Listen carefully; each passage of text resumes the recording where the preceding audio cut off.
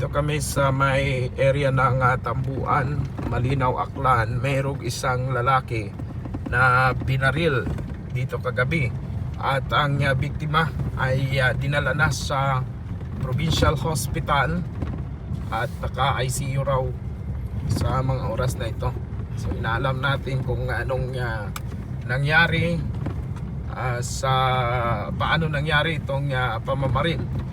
Ito nakalipas ng mga araw, mayroon din namang tinutukan dito sa isang barangay dito sa may Bulabod. Tinutukan ng baril yung mga construction worker. So after ilang araw naman dito sa isang barangay ay mayroon na namang binaril talaga at tinamaan daw dito banda sa may dibdib. Alamin natin kung anong nangyari at bakit binaril itong biktima at sino itong suspect. Ito, papasok na kami. Medyo looban pala itong lugar na ito. Kasama namin yung mga taga RMN Kalibo. Tsaka nandito rin yung taga GMA, si Agong Darwin Tapayan. Si Agong Kaibahan. Natagani na pala dito sa barangay nila.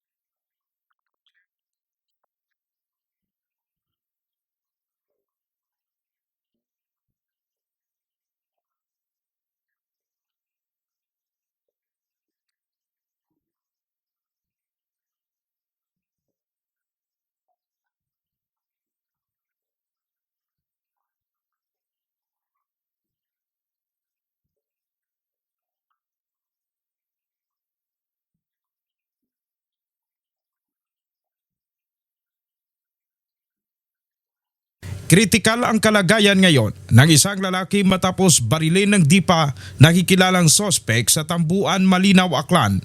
Kinilala ang biktima sa pangalang John Brian Albacino, 46 anyos at residente rin ng nabanggit na lugar.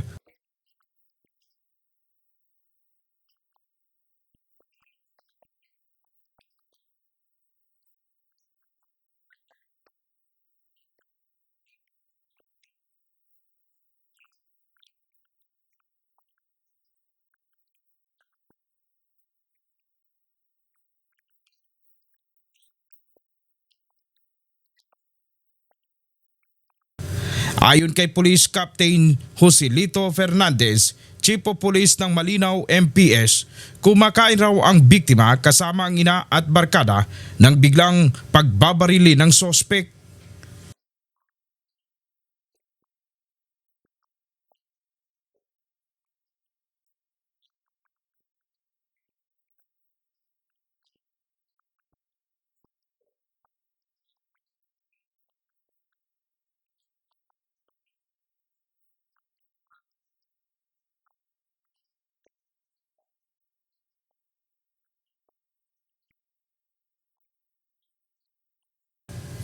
Dalawang magkasunod na putok raw ang pinakawalan ng sospek na agad namang tumakbo palayo sa lugar.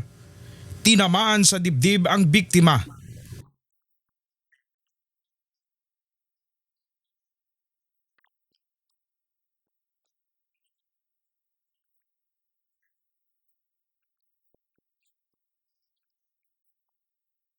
Sa pagkalap ng mga ebidensya sa crime scene, na-recover ng kapulisan ang basiyo ng 9mm caliber.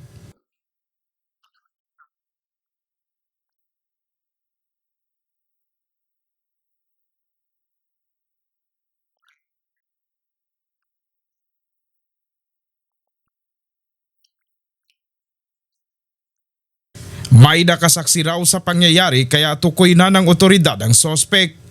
Pero di muna nila ito pinangalanan sa media. Sa pahayag naman ni Kapitan Renato Yabut, sakit raw ng ulo ng barangay ang biktima. Binaril kabi ay sin umakon ay si Ryan Albacino ko no. Ay wa man akon ako ngawa karon. Ay ana matang ginausoy ron. Okay.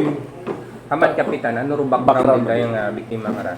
Hay isigat aron ay ex-convict imaw ag may mga reklamo iya ka na nga matsaga terrorize sa imaw na sa anang purok kon Anong hambal mong terrorize? Obra it grupo nga maron man? Nagamo na. Ginagamo? ga usoy at gulo ron. Ay nahadlok takana o na anang mga Kagapit bagay. kasityo ag mga anang mga kapurok ron ay Ibitbit ako nung sanduko ra pero nagawag. hay ra ako ni aning amigo isiyat aron nagsugid iya ka kon sa barangay nga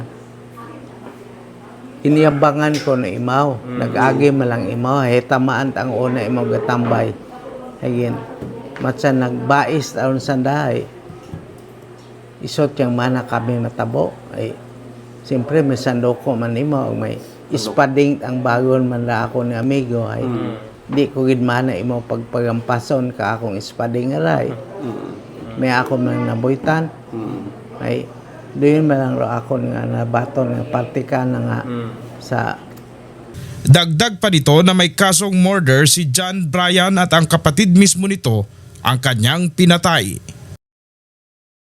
ay mismo nga ni nga anang igmanghod anang ginpatay ag kapin pa kon bukon it nanat igmanghod ay doon taron lo ginapiniino itawo Anay ka, paano na patay ro anak karang igbanghod?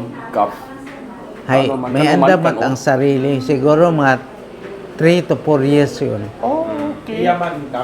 Yaman. oh Yaman, okay. iyaman sa tamo una man di kaon kanda naglina oh naglinagsan sanda ay daan na nga tong igmanghod hay isiya man to nga matsa makanaman da ugali hay nahadlok siguro yung mga unahan ana lang ginhuto-hot ra ang manghod na Binuno, binuno Di lagi magpapirdi. patay gid ito. pinatay na Kaso, nagkakaso sanda? nakulong man doon Kulong na. Ano ro kaso na ka to? Murder? murder doon Sa kabilang baryo ay nasangkot rin daw ito sa isang kaso.